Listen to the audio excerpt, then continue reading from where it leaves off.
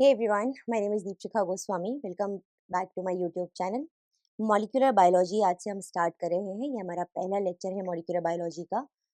हम कोशिश करेंगे कि बेसिक से स्टार्ट करके एकदम बेसिक से स्टार्ट करके जितनी भी इम्पोर्टेंट चीज़ें हैं इस एरिया में, इस टॉपिक में, उन सबको हम कवर करते चले। आप लोगों का साथ चाहिए होगा मुझे, बिकॉज बहुत सिंपल है कि मेहनत मैं आप लोगों के लिए कर रही हूँ। हर एक डिटेल में कवर करने की कोशिश करूंगी और ट्रस्ट मी ऑन दिस, एक बार आपने ये यूनिट मुझसे पढ़ ली तो आप खुद बोलेंगे कि हाँ, अब हमसे हर एक क्वेश्चन मॉलिक्यूलर बायोलॉजी का बन सकता है। जो भी एग्जाम में आएगा आप उसे सॉल्व कर पाएंगे विद एवरी। बहुत छोटे छोटे भी जो आपके कॉन्सेप्ट्स मिसिंग हैं, आज तक आपने नहीं समझे हैं, वो सब भी आप यहाँ पर समझ रहे होंगे। तो शुरुआत करेंगे। आज का जो लेक्चर है इसमें हम बहुत ही बेसिक चीज़ों के बारे में बात कर रहे होंगे, क्योंकि अगर बेसिक्स ही नहीं समझ में आएंगे तो आगे की बात हम कैसे कर पाएंगे। तो शुरुआत करूंगी मैं एकदम बेसिक चीज़ों के साथ में, डीएनए और आरएनए के साथ में। अगर मैं डीएनए की बात करती हूँ तो बहुत सिंपल है, हम जानते हैं what is DNA. DNA is basically deoxy ribo nucleic acid. ये तो इसका हो गया फुल फॉर्म। बाकी क्या है डीएनए? डीएनए हो गया न्यूक्लियोटाइड का पॉलीमर। बहुत सारे न्यूक्लियोटाइड्स से मिलके बना हुआ एक मॉलिक्यूल, उसको हम बोलते हैं डीएनए। तो जब न्यूक्लियोटाइड्स से मिलकर डीएनए बन रहा है तो हमको सबसे पहले समझना पड़ेगा कि ये न्यूक्लियोटाइड्स एग्जैक्टली होते क्या है। बाकी हम बहुत सारी चीज़ें हैं जो डीएनए के बारे में जानते हैं एक्सपेरिमेंट्स के थ्रू, डिस्कवरीज के थ्रू, कि डीएनए जो है वो एक एंटी पैरेलल फैशन में बना हुआ या पाया जाने वाला मॉलिक्यूल होता है। दो स्ट्रैंड्स इसमें होते हैं। एंटी पैरेलल का मतलब हुआ कि इसके जो दो स्ट्रैंड्स होते हैं वो एंटी पैरेलल जो है वो रन कर रहे होते हैं। मतलब एक 5' टू 3' रन कर रहा है, तो दूसरा 3' टू 5' रन कर रहा होता है। कॉम्प्लीमेंटरी स्ट्रैंड्स होते हैं, एक दूसरे को कॉम्प्लीमेंट कर रहे होते हैं। बहुत सारे यहाँ पर बॉन्ड्स प्रेजेंट हैं, जैसे कि ग्लाइकोसिडिक बॉन्ड, सबसे इंपॉर्टेंट हो गया phosphodiester bond, hydrophobic bonds, hydrogen bonds, electrostatic bonds, etcetera etcetera. इसकी बहुत सारी चीजें हैं जो यहाँ पर प्रेजेंट है ऑलरेडी। पर सबसे बेसिक आ जाता है न्यूक्लियोटाइड क्या है। तो जब हम न्यूक्लियोटाइड के बारे में बात करेंगे तो हमें पता होना चाहिए कि ये तीन चीजों से मिलकर बनता है। हमारे पास जो न्यूक्लियोटाइड है ये एग्जैक्टली तीन चीजों से मिलकर बनता है। कौन सी हैं ये तीन चीजें? तो न्यूक्लियोटाइड्स के बारे में बात करेंगे तो ये तीन चीजें हो जाएंगी आपकी।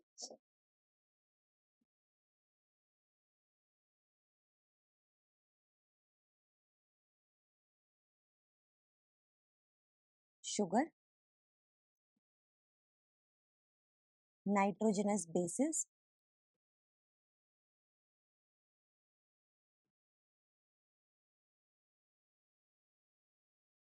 And phosphate. नाउ, शुगर की जब मैं बात करूंगी तो बहुत सिंपल है, ये दो तरीके की हो सकती हैं शुगर्स। एक हो सकती है डीऑक्सीराइबोस और एक हो सकती है राइबोस शुगर। क्या डिफरेंस है दोनों में अभी हम समझेंगे, बट फिलहाल के लिए डीऑक्सीराइबोस पाई जाती है डीएनए में और राइबोस शुगर पाई जाती है आरएनए में। देन कम्स नाइट्रोजनस बेसिस, जो वापस से दो तरीके के होते हैं, purines and pyrimidines. Purines and pyrimidines. Purines में आ जाएंगे एडेनिन और ग्वानिन। पिरिमिडिन्स में आ जाएंगे साइटोसिन, यूरेसिल और थाइमिन। फॉस्फेट PO4-3 आपका एक फाइनल कंपोनेंट हो गया। जब हम शुगर की बात कर रहे हैं तो शुगर यहाँ पर 5 कार्बन से बनी हुई शुगर होती है। और ये शुगर, जैसे कि मैंने बताया, दो टाइप की मैंने आपको बताई, डीऑक्सीराइबोस और राइबोस शुगर। अब इन दोनों में मेजर क्या डिफरेंस है उसको समझते हैं। फॉर एग्जाम्पल, यहाँ पर आपके पास ये शुगर मॉलिक्यूल है, oxygen, carbon carbon carbon carbon and then carbon, 1 2 3 4 and 5। Now, ये जो कार्बन यहाँ पर प्रेजेंट है इनको हम प्राइम से बुलाते हैं, मतलब 1', 2', 3', 4' एंड 5'। इसको हम कार्बन 1 कार्बन 2 नहीं बोल रहे, प्राइम बोल रहे हैं। इसका रीजन क्या है? बहुत सिंपल है कि हमारे ये जो प्यूरिन्स और पिरिमिडिन्स हैं यहाँ पर भी कार्बन प्रेजेंट होते हैं। ये जो बनते हैं इनके पास भी कार्बन रिंग प्रेजेंट होती है और यहाँ पर भी हम कार्बन को नंबर कर रहे होते हैं। कार्बन की नंबरिंग यहाँ पर हम कार्बन 1 2 3 4 कर रहे होते हैं, तो अगर यहाँ पर भी हम इनको कार्बन 1 2 3 4 ही बोलेंगे तो हम दोनों में डिफरेंशिएट नहीं कर पाएंगे, तो इसलिए हमने यहाँ पर उसको कार्बन 1 2 3 4 रखा है और यहाँ पर हमने उसको प्राइम से बुला रहे हैं। ठीक है, तो ये तो हो गया रीजन प्राइम का। दूसरा रीजन यहाँ पर आता है, ये जो कार्बन नंबर 2 है, मतलब कार्बन 2 प्राइम की बात कर रहे हैं, तो इस जगह पर OH ग्रुप प्रेजेंट होता है आपका किसमें, राइबोज शुगर के केस में।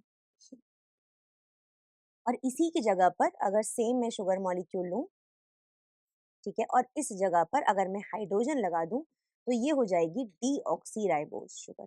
बेसिकली डीऑक्सी मतलब ऑक्सीजन यहाँ से निकल गई है, तो बहुत सिंपल है, deoxy ribose and ribose sugar.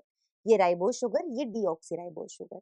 अब इसका लॉजिक बहुत सिंपल है, या फिर ये मतलब प्रेजेंस तो ठीक है क्यों होती है उसकी एक अलग कहानी है, बट अगर हम बात करेंगे कि ये क्या है, तो बहुत सिंपल है कि यहाँ पर कुछ कंडीशंस में, कुछ स्पेसिफिक कंडीशंस में, या कुछ स्पेसिफिक पीएच सिचुएशंस में, यहाँ से जो हाइड्रोजन है वो प्रोटॉन के फॉर्म में यहाँ से निकल जाता है, या हाइड्रोजन यहाँ से निकल जाता है, और इस केस में हमारी जो ऑक्सीजन है वो अकेली रह जाती है, या फिर एज अ न्यूक्लियोफाइल बिहेव करने लगती है।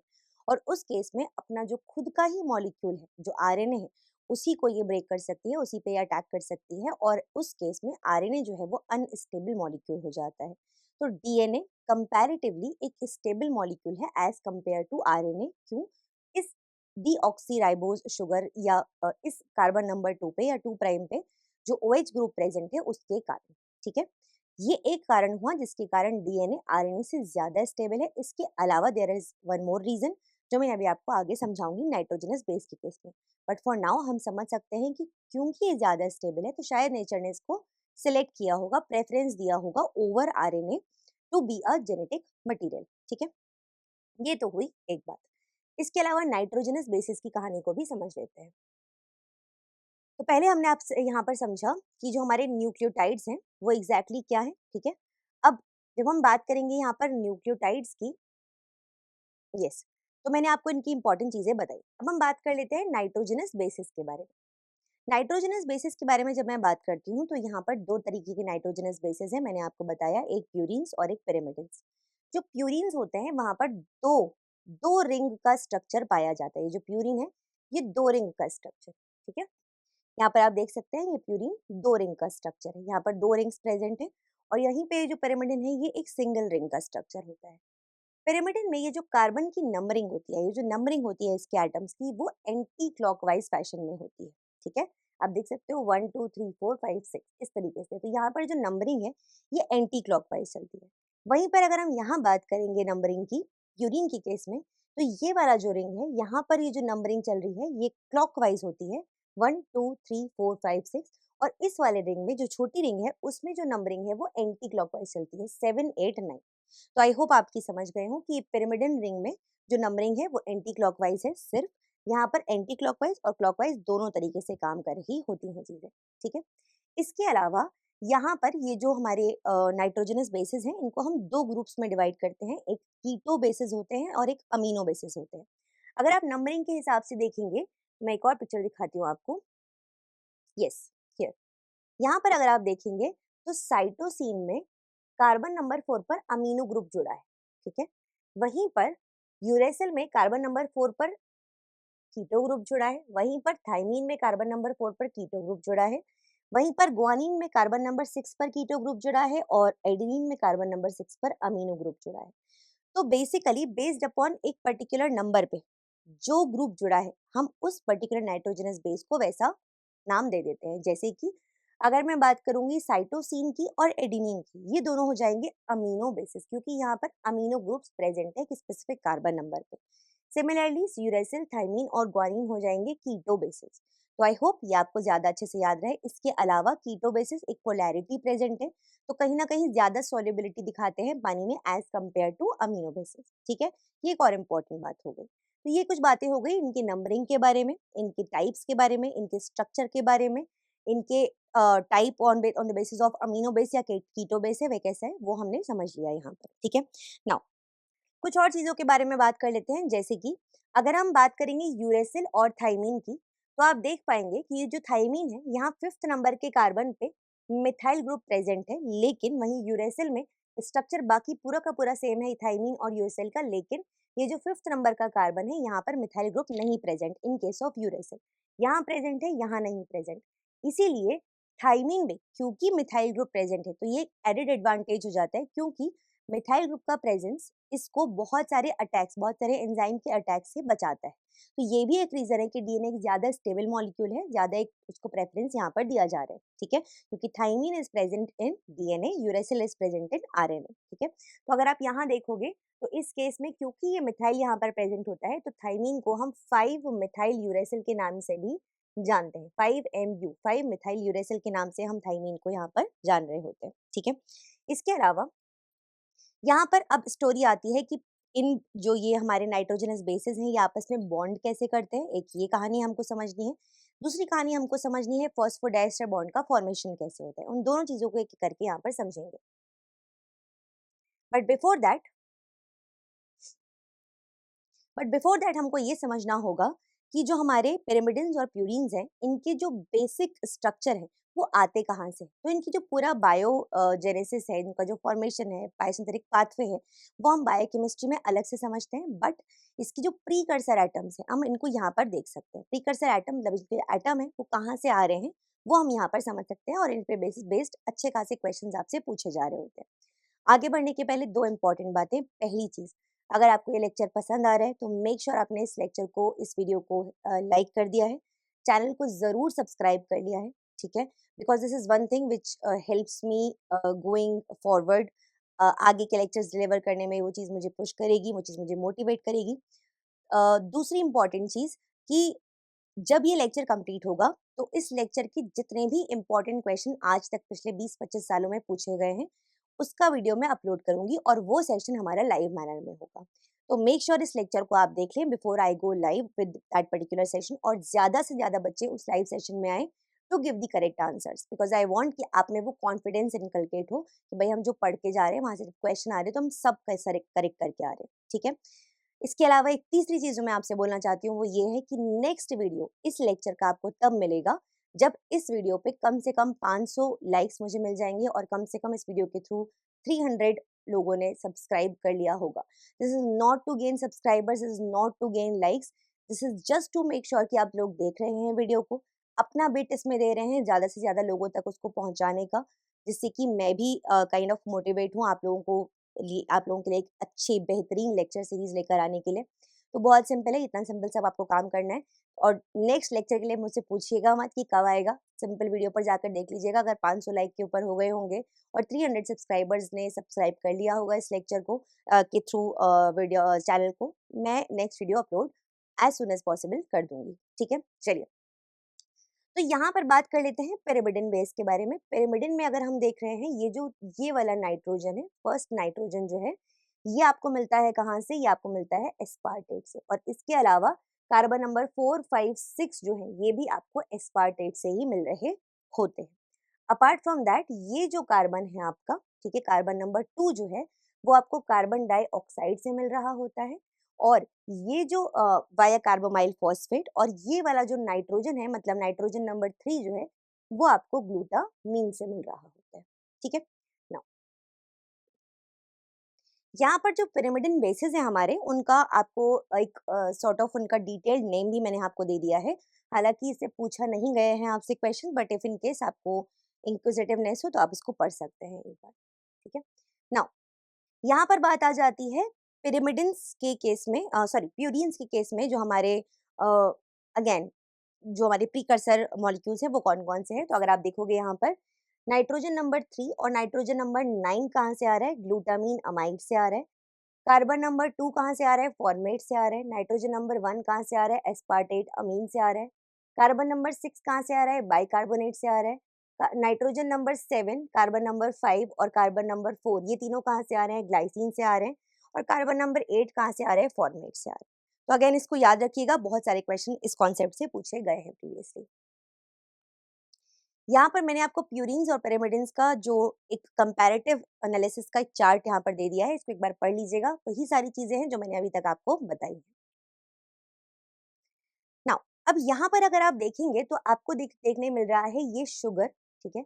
शुगर के साथ में यहाँ पर 3 फॉस्फेट जुड़े हुए दिखाई दे रहे हैं आपको, और इसके अलावा यहाँ पर जुड़ा हुआ है बेस। और ये जो बेस और शुगर है, इसके बीच का जो बॉन्ड होता है, इसको हम बोलते हैं ग्लाइकोसिडिक बॉन्ड। Glycosidic bond. अब ये जो ग्लाइकोसिडिक बॉन्ड है, मैंने आपको बताया ये शुगर और बेस के बीच में बनता है। फॉर एग्जाम्पल ये हमारे पास शुगर है, यस, ये हमारे पास शुगर मॉलिक्यूल है, और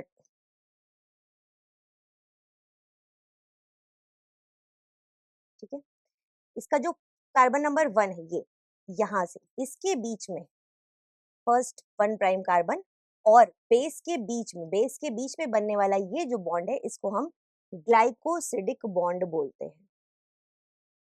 ग्लाइकोसिडिक बॉन्ड बोलते हैं। अब यहाँ पे कुछ इंपॉर्टेंट चीजें आती हैं, जैसे कि प्यूरिन और pyrimidine के केस में देखो, शुगर का नंबर तो कार्बन 1 ही रहेगा। First prime carbon is the carbon जो यूज हो रहा है फ्रॉम द शुगर। ठीक है, इस बॉन्ड के बनने में दो चीजें होंगी ना, दो लोग मिलके ताली बजाते हैं, तो एक ताली बज रही है शुगर से, एक ताली बज रही है नाइट्रोजनस बेस से।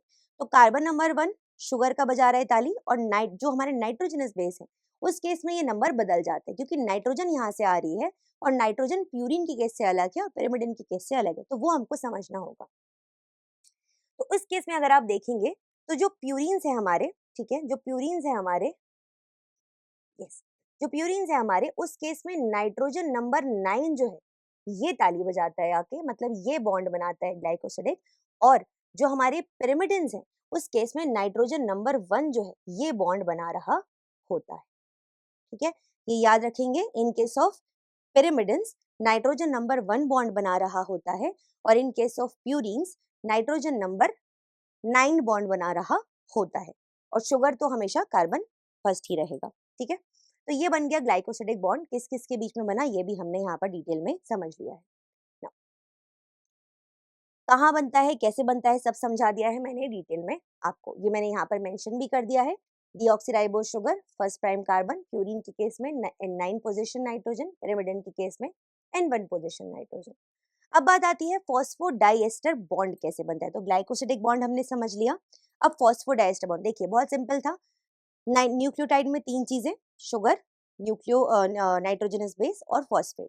शुगर और नाइट्रोजनस बेस के बीच में बन चुका है बॉन्ड। ठीक है, अब तीसरी चीज हमको आकर यहाँ पर जोड़नी है, बट बिफोर दैट हमको एक बार स्ट्रक्चर और समझ लेना है जो कि यहाँ पर प्रेजेंट था। जैसे कि अगर सिर्फ बेस और शुगर जुड़ा है, अगर सिर्फ बेस और शुगर जुड़ा है, तो इस स्ट्रक्चर को मैं बोलूंगी न्यूक्लियोसाइड।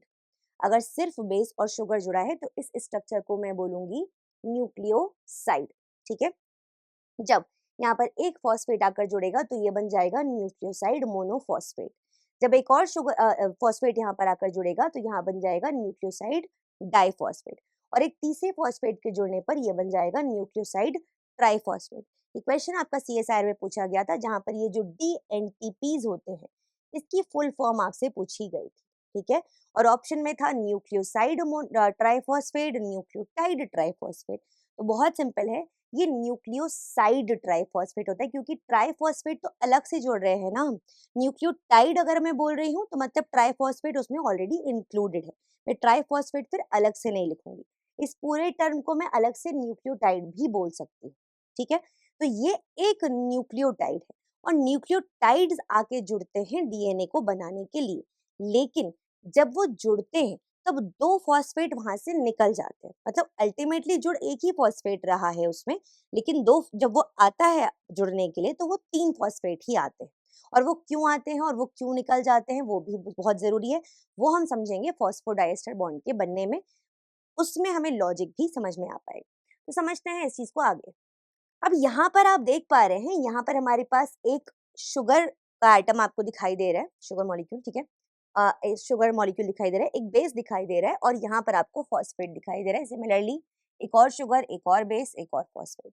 अब यहाँ पर हमारे पास आया एक NTP, मतलब कि DNTP हमारे पास यहाँ पर आया। ठीक है, DNTP या फिर न्यूक्लियोटाइड हमारे पास आया। इसमें क्या क्या होगा, एक बेस होगा, एक शुगर होगा, और 3 फॉस्फेट होंगे। अब ये वाला जो OH है, ये वाला जो OH है, ये जो 3 प्राइम कार्बन से जुड़ा हुआ OH है, ये जाकर अटैक करेगा इस फॉस्फेट के ऊपर in the presence of enzyme DNA polymerase. तो DNA पॉलीमेरेज एंजाइम यहाँ पर काम करता है, और ये वाला जो हमारा OH है ये यहाँ जाकर अटैक करता है। अटैक करने के बाद ये जो 2 फॉस्फेट है ये यहाँ से निकल जाते हैं, पायरोफॉस्फेट हम बोलेंगे, यहाँ से निकल जाते हैं, ठीक है। ये यहाँ से निकल जाते हैं और ये जो इतना पार्ट था जो मैंने आपको बताया था न्यूक्लियोटाइड या न्यूक्लियोसाइड फॉस्फेट मोनोफॉस्फेट जो रह जाएगा वो जाकर जुड़ जाएगा यहाँ पर, जो आप देख सकते हो बेस, शुगर और एक ये फॉस्फेट, ठीक है। और साथ ही साथ यहाँ से निकलता है पानी। कैसे निकलता है? एक हाइड्रोजन मुझे यहाँ से मिलेगा, ये जो OH वाला हाइड्रोजन है एक मुझे यहाँ से मिलेगा, एक प्रोटॉन मुझे सिस्टम या एनवायरनमेंट से मिलेगा और ऑक्सीजन मुझे इस ये जो फॉस्फेट के जो 4 ऑक्सीजन थे आप देख सकते हैं यहाँ 3 ऑक्सीजन रह गए हैं, एक ऑक्सीजन मुझे यहाँ से मिलेगा। तो एक वाटर मॉलिक्यूल जो है वो यहाँ से निकल रहा होता है इस प्रोसेस में, ठीक है। इसीलिए आप देख सकते हो हाइड्रोलिसिस का प्रोसेस है, H2O यहाँ पर निकल रहा है बेसिकली। अब इस केस में ये जो पायरोफॉस्फेट है इसका ब्रेक डाउन होता है। इसका ब्रेक डाउन कौन करवाता है? पायरोफॉस्फेटेज। पायरोफॉस्फेटेज ये जो एंजाइम है ये पायरोफॉस्फेट का ब्रेक डाउन करवाता है और इस प्रोसेस में ये दोनों फॉस्फेट अलग हो जाते हैं। इसके अलग होने में एनर्जी निकलती है और ये एनर्जी इस बॉन्ड के बनने में, ये जो फॉस्फोडाइएस्टर बॉन्ड बना है इस बॉन्ड के बनने में हेल्प करती है। मतलब मुझे एक्सटर्नली कोई एनर्जी नहीं चाहिए, यहीं से जो ये फॉस्फेट निकल रहे हैं वो उनका जो ब्रेक डाउन हो रहा है वही इस प्रोसेस में मेरी मदद कर दे रहे हैं, ठीक है। इसको आप यहाँ पर भी समझ सकते हैं और अच्छे से कि ये एक मेरा न्यूक्लियोटाइड है, ठीक है, ये दूसरा, ये जब आके जुड़ेंगे लाइगेज जोड़ेगा, फॉस्फोडाइएस्टर बॉन्ड का फॉर्मेशन यहाँ पर हो जाता है और इस प्रोसेस में वाटर यहाँ पर निकलता है। ये एक एस्टर बॉन्ड, ये दूसरा एस्टर बॉन्ड और यहाँ पर ये बन गया phosphodiester bond. I hope it is clear to each and every one of you. इसके बनने की जो डायरेक्शन है, फॉस्फोडाइएस्टर बॉन्ड के बनने की जो डायरेक्शन है वो होती है 3 प्राइम टू 5 प्राइम। ध्यान से सुनिएगा, फॉस्फोडाइएस्टर बॉन्ड बनने की जो डायरेक्शन है वो होती है 3 प्राइम टू 5 प्राइम। क्यों? क्योंकि 3 प्राइम OH ने 5 प्राइम फॉस्फेट पे अटैक किया है, 3 प्राइम OH ने 5 प्राइम फॉस्फेट पे अटैक किया है, तो 3 prime to 5 prime phosphate bond phosphodiester bond बनता है। लेकिन जो DNA है वो 5 प्राइम टू 3 प्राइम बनता है क्योंकि उसकी शुरुआत 5 प्राइम फॉस्फेट से हो रही है एंड देन आगे की तरफ आपको 3 प्राइम OH मिलता जा रहा है, ठीक है। और ये 3 प्राइम OH नेक्स्ट फॉस्फेट पे अटैक करता है। तो DNA के बनने की डायरेक्शन 5 प्राइम टू 3 प्राइम, लेकिन फॉस्फोडाइएस्टर बॉन्ड बनने की जो डायरेक्शन है वो 3 प्राइम टू 5 प्राइम होती है। अब नेक्स्ट जो पार्ट आता है वो आता है कि ये जो नाइट्रोजनस बेसिस हैं, हमने ग्लाइकोसिडिक बॉन्ड समझ लिया, हमने आपका फॉस्फोडाइएस्टर बॉन्ड समझ लिया। अब हाइड्रोजन बॉन्ड को समझने की बारी है कि ये जो हमारे नाइट्रोजनस बेसिस हैं ये आपस में कैसे जुड़ रहे हैं। हम जानते हैं, जितना कि आप बेसिक्स, इतना मैं उम्मीद कर रही हूँ आप सबको पता है कि एडेनिन थाइमिन से जुड़ता है, ग्वानिन साइटोसिन से जुड़ता है। लेकिन क्यों जुड़ते हैं, यही आपस में क्यों जुड़ते हैं, कोई और क्यों नहीं जुड़ जाता, ये क्लैरिटी भी तो आपको होनी चाहिए। तो उसका रीजन है इनकी फंक्शनिंग, इनका फॉर्मेशन। जैसे कि अगर आप यहाँ देखेंगे, मैं आपको एक और डायग्राम दिखाती हूँ। फॉर एग्जाम्पल ये एडेनिन है, ये थाइमिन है। अगर आप यहाँ देखोगे तो यहाँ चार्ज जो है वो आपको कुछ अलग तरीके से दिखाई देंगे। सिमिलरली ग्वानिन और साइटोसिन में आपको ये जो पोजिशनिंग है ये 3 जगह दिखाई देगी और हाइड्रोजन बॉन्ड के बनने में आप जानते हैं कि कहीं ना कहीं इस ये जो एक बहुत ही बेसिक सा चार्ज है इसकी वैल्यू होती है, इसका काम होता है, ठीक है। डोनर एक्सेप्टर, हाइड्रोजन बॉन्ड्स के बनने में डोनर एक ग्रुप की तरह बिहेव करता है, एक डोनर की तरह बिहेव करता है, डोनर एटम, और एक एक्सेप्टर की तरह बिहेव करता है। तो उसी की पूरी कहानी है यहाँ पर फॉर एग्जाम्पल ये वाला जो पार्ट है ये बिहेव कर रहा है आपका, जैसे मैं आपको यहाँ पर अगर दिखाऊं, यस, तो यहाँ पर अगर आप फॉर एग्जाम्पल देखेंगे तो जो आपको ब्लू कलर से दिखाई दे रहे हैं वो आपके हो गए एक्सेप्टर, ठीक है, और जो रेड कलर से आपको दिखाई दे रहे हैं वो आपके हो गए डोनर वाला पार्ट। इस केस में बहुत सिंपल है कि अगर आप देखेंगे तो जैसे फॉर एग्जाम्पल अगर मैं बात करी हूँ यहाँ पर साइटोसिन की और ग्वानिन की, ठीक है, तो यहाँ पर 3 जगह पे डोनर एक्सेप्टर के पेयर बन रहे हैं। लेकिन अगर थाइमिन और एडेनिन में देखेंगे तो सिर्फ 2 जगह पर ही डोनर एक्सेप्टर का पेयर बन रहा है। मतलब एडेनिन साइटोसिन के साथ या थाइमिन ग्वानिन के साथ पेयर नहीं कर सकता, ये एक दूसरे के साथ पेयर करेंगे। प्लस ये दो एक दूसरे के साथ पेयर करेंगे। ये बहुत ही लॉजिकल इंटरप्रिटेशन है कि क्यों भाई डोनर और एक्सेप्टर की मदद से ही ये हाइड्रोजन बॉन्ड का फॉर्मेशन हो सकता है, क्यों यहाँ पर 3 हाइड्रोजन बॉन्ड बन रहे हैं, क्यों यहाँ पर 2 हाइड्रोजन बॉन्ड बन रहे हैं। अच्छा, इनकी नंबरिंग भी बहुत इंपॉर्टेंट है, तो उसको भी आप एक बार यहाँ पर जान लीजिए। अगर यहाँ पर फॉर एग्जाम्पल ग्वानिन और साइटोसिन में आप देखेंगे तो आप देख पाएंगे यहाँ पर O6N4 मतलब 64131322 641322। इस तरीके से ये नंबरिंग होती है, इसको याद रख लीजिएगा एज इट इज 641322। ये किस केस में है? ग्वानिन और साइटोसिन के केस में। वहीं एडेनिन और थाइमिन में देखोगे तो 64 है, 13 है, लेकिन 22 नहीं है, 22 नहीं है। तो यहाँ पर आपके हो गए सिर्फ 2 हाइड्रोजन बॉन्ड, कहाँ पर? एडेनिन थाइमिन में, ठीक है। 64 और 13, यहाँ पर 64 13 और 22, ये 3 हो जाएंगे। ओके, नाउ इस तरीके से यह हमारे बेस पेयरिंग जो है वो काम कर रही होती है, ठीक है। तो इतना ही रखूंगी मैं इस सेशन को। नेक्स्ट जो हमारा सेशन होगा वहां पर हम क्या क्या और पढ़ रहे होंगे, मैं आपके सामने थोड़ी सी इस चीज की एक्सप्लेनेशन भी दे देती हूँ। यस, तो नेक्स्ट जो हमारा सेशन होगा उसमें हम शुरुआत करेंगे बेसिकली शेरगैफ रूल के साथ में।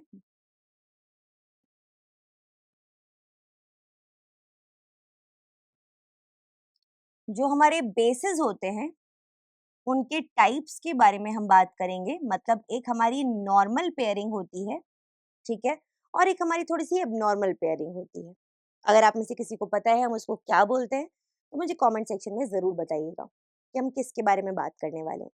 तो बेसिस के टाइप्स और उसके बेसिस पर उनकी पेयरिंग के बारे में हम बात कर रहे होंगे, और उसके बेसिस पर हम ये समझ रहे होंगे कि क्यों थोड़ी सी एबनॉर्मल चीज़ें हैं अलग अलग जगहों पे, क्यों कुछ जगह पे हमें कुछ चीज़ समझने में कठिनाई हो रही होती है, एटसेट्रा एटसेट्रा। तो बहुत मज़ा आने वाला है उस लेक्चर में आपको, ठीक है। तो शेरगैफ रूल, बेसिस के टाइप्स, उसके बाद में जो हमारा डीएनए रेप्लिकेशन है उसके मेजर पॉइंट्स क्या-क्या होते हैं, मेजर बेसिक पॉइंट्स क्या-क्या होते हैं डीएनए रेप्लिकेशन के, हम उनको समझेंगे।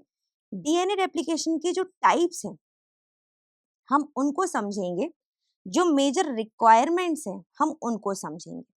पॉइंट्स, टाइप्स एंड रिक्वायरमेंट्स, और साथ ही साथ हम मेजेल्सन एंड स्टॉल का जो एक्सपेरिमेंट है उसको भी समझ रहे होंगे अपकमिंग सेशन में। तो ये हो गया हमारा आज का सेशन। आई होप कि आपको मजा आया हो आज के सेशन में, चीजें समझ में आई हो। कुछ भी नहीं समझ में आया हो, let me know in the comment section. I try कि मैं नेक्स्ट सेशन में उसका आंसर आपको दे दूं। बट बहुत छोटी सी 2 शर्तें हैं मेरी। 500 के ऊपर लाइक्स हो जाना चाहिए सेशन पर, और 300 से ऊपर सब्सक्राइबर्स। नेक्स्ट वीडियो तुरंत का तुरंत आपको मिल जाएगा। पैसे नहीं मांग रही हूँ मैं आपसे, ठीक है, ना ही ले लूंगी, ना ही चार्ज करूंगी। ये पूरा कोर्स फ्री ऑफ कॉस्ट रहने वाला है, लेकिन छोटा सा बिट आपको अपना देना पड़ेगा to make sure that you are really serious about it, even you want to study. आपको भी पढ़ना है, आप भी सीरियस हैं, आप भी देख रहे हैं सेशंस, अपने दोस्तों तक पहुंचा रहे हैं, ठीक है। This is it from my side. Thank you so much everyone for watching. Comment में जरूर बताइएगा आपको ये सेशन कैसा लगा। Bye everyone.